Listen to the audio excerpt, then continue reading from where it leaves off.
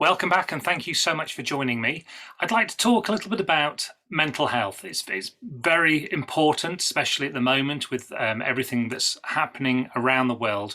But I'd also like to talk to you a little bit about how I help people, how I've helped myself really sort of become mentally strong, have change, the attitude into a very positive attitude. But I'd like to sort of just give you a few tips and also some hints as well, because obviously our mood is affected by lots of different things. Our immune system is affected by lots of different things, and we need to make sure everything's working correctly. You probably didn't know, but 70% of your immune system resides in your gut flora. So we need to make sure the friendly bacteria, the microbiome is really healthy and multiplies in the right way. Your gut is also linked to your brain. So if your gut is out of balance, then it's going to probably affect what we're thinking about as well. And I'd like to share with you a few things that I do on a regular basis. We all need to get enough sleep, and if we're not getting enough sleep, obviously it can make us irritable. And I use the app called Headspace, which is fabulous. I go for a walk after dinner. It's always called the constitutional walk, and there is a reason for that, is because it helps the whole system, the digestive system, make sure that it's going to rebuild itself well whilst we're sleeping. Having a hot tub, jumping in there in the evening, or having a hot bath really helps as well. And I tend to put my electronics down an hour, ideally 2 hours before I go to sleep. And reading a book really helps as well. You'll also, a small glass of wine hasn't hurt anybody. I really enjoy a glass of wine, and also some dark chocolate. Anything over sort of 75%, really good for getting you into the right mood before you go to sleep. And I use a lavender oil diffuser, which is also absolutely fabulous, and I can share some of those down below on here.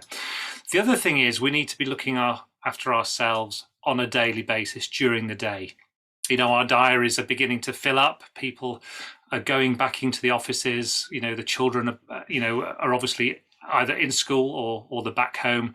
And it's really easy to have negativity, and also, to work towards or try and avoid that burnout that we all get.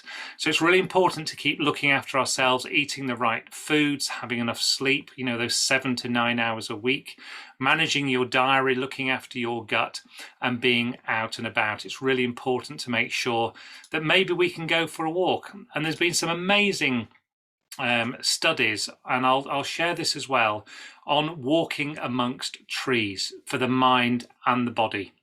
And they've found that walking amongst trees, as opposed to walking through cities or towns or just out in the grass, when you walk amongst trees, it tends to help the immune system. It lowers blood pressure, reduces stress, improves the mood, gives you the ability to focus more, even in children with ADHD. Accelerating recovery from surgery or illness, and increasing those energy levels and helping improve sleep. So there's some great articles out there about walking in woods boosts the immune system. So finally, what else would I suggest with regard to feeling great inside? There are actually foods that you can take, that I call them happy foods. They raise the serotonin level within the system. Now, I take a supplement called Garcinia cambogia plus, which is an amazing product that we actually have, and this raises serotonin levels naturally. But you can also eat things like walnuts and pineapple. I absolutely love those, sometimes with a bit of cheese. I love sheep's cheese.